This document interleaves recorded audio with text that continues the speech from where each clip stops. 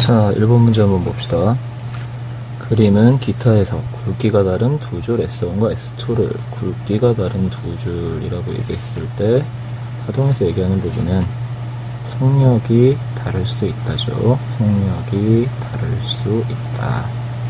그럼 일반적으로 파동의 속력은 어떻게 정해지느냐?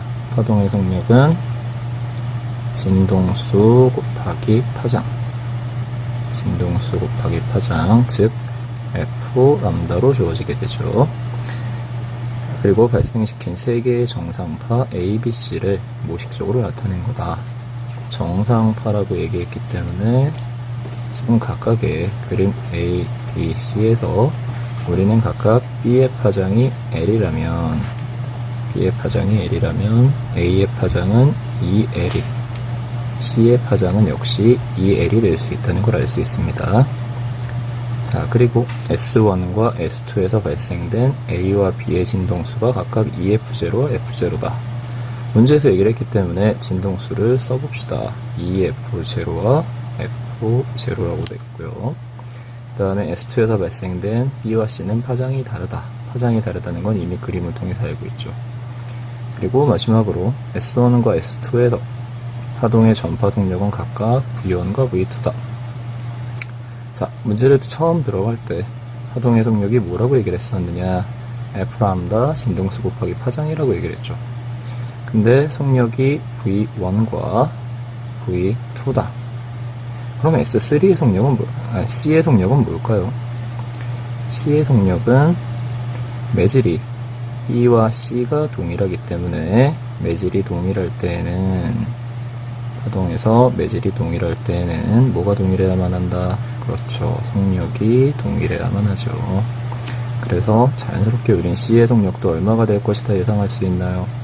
V2죠. 그렇죠. V2가 돼야 된다라고 예상할 수 있습니다. 자, 그럼 이제 속력이 진동수 곱하기 파장이기 때문에 V1, V2를 각각 L과 F0를 이용해서 나타낼 수 있겠네요. F 곱하기 람다 4F0의 L, V2는 똑같이 하면 F0의 L, 여기도 똑같이 F0의 L이 되어야 할 텐데, 그렇죠? 파장이 2L이기 때문에 진동수는 2분의 1 F0가, 그리고 파장은 2L이 돼야만 하겠구나 라는 걸 알 수 있겠죠. 자, 여기까지 이해 안 가는 사람 있나요? 네, 없어요. 자, 그럼 이제 보기를 봅시다. 기억, 줄에서 정상파의 파장은 A가 B의 2배다. 정상파의 파장 어디 있습니까? 네, 여기 있죠. A의 파장은 2L, B의 파장은 L. 그러니까 A가 B의 2배 맞습니다. 자, 니은의 V1은 2V2다. V1 얼마인가요? 4F0L이죠. V2는 얼마예요? F0의 L. 그러니까 V1이 2V2가 아니라 V1은 얼마가 될 거다? 저 4V2가 되겠죠.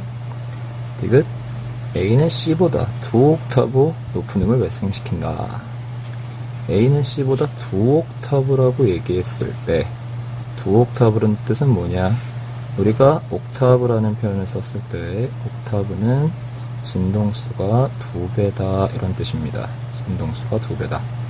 그럼 문제에서처럼 2옥타브라고 얘기를 한다면 진동수가 몇 배가 됩니까?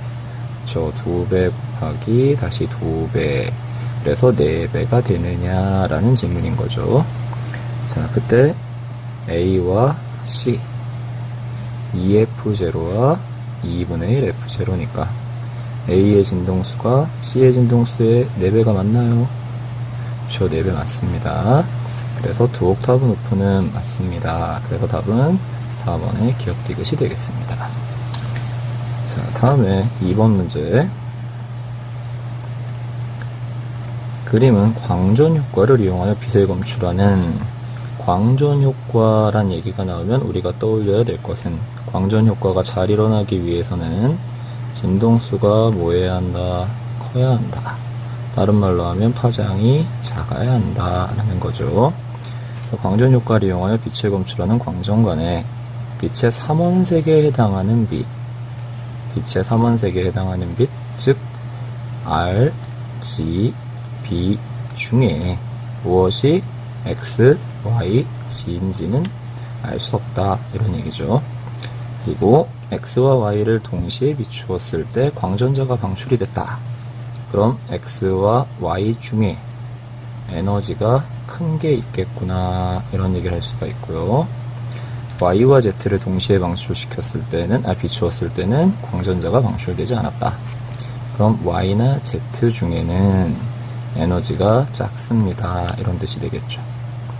그리고 마지막으로 문제가 y는 z보다 파장이 길다. 무슨 말인가요? 빛의 에너지는 우리가 알다시피 진동수에 비례하는 하 f 또는 람다분의 하 c가 되죠. 그러면 파장이 길다란 얘기는 결과적으로 에너지가 뭐하다는 얘기가 됩니까? 그렇죠. 에너지는 작다란 얘기가 되겠죠. 그러니까 y는 z보다 파장이 길다. 즉 y가 에너지가 z보다 작다. 이런 얘기가 되겠네요. 자, 그럼 우리가 여기서 알 수 있는 건 뭐냐? 이걸 근거로 y와 z 중에 에너지가 둘 다 작았습니다. 근데 x와 y 중에는 에너지가 큰 게 있었다는 뜻이죠. 그렇다는 말은 결국 무슨 말이냐? x의 에너지가 가장 크고 x의 에너지는 광전 효과가 일어날 수 있게 해준다라는 얘기가 되겠죠. 광전 효과 가능. 이렇게 표시를 해놓읍시다. 자, 그러면 이젠 마지막으로 파장이 짧다 길다와 에너지가 무슨 관계냐? 자, 에너지는 파장에 아까 말했듯이 뭐합니까? 반비례하죠. 그러니까 결국 파장으로 배열을 한다면, 파장의 순서대로 배열을 한다면 가장 에너지가 작은 y가 파장이 제일 길 거고요. z, x의 순서로 배열할 수 있겠습니다. 그럼 여러분들 빨간색과 녹색과 파란색 중에 어느 게 파장이 짧죠? 그렇죠. 파란색이 가장 파장이 짧죠. 그 다음에 녹색, 그 다음에 빨간색이 됩니다. 그래서 우리는 x, y, g가 각각 빨강, 파랑, 녹색 중에 무엇에 해당하는지를 알 수 있었네요. 자, 그럼 이제 보기를 해봅시다. 기억, 금속판에 x만 비추면 광전자가 방출된다.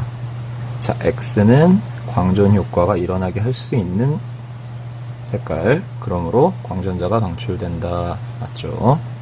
자, 두 번째, 청원뿔 세포가 Y에 반응하는 정도가 가장 크다. 청원뿔 세포 B고요. 누구에 해당하는 거냐? X에 해당합니다. 그러니까 청원뿔 세포는 X에 반응하는 정도가 크겠네요.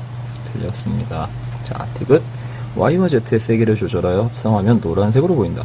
빛의 합성 문제에 가장 빈번하게 나오는 노란색. 노란색은 뭐 더하기 뭐죠? 그렇죠. 빨강 더하기 녹색. R 더하기 G가 노랑이 되죠. 그럼 문제는 결국 Y와 Z가 R과 G냐라는 걸 묻는 문제가 됩니다. Y와 Z, 각각 R과 G. 맞네요.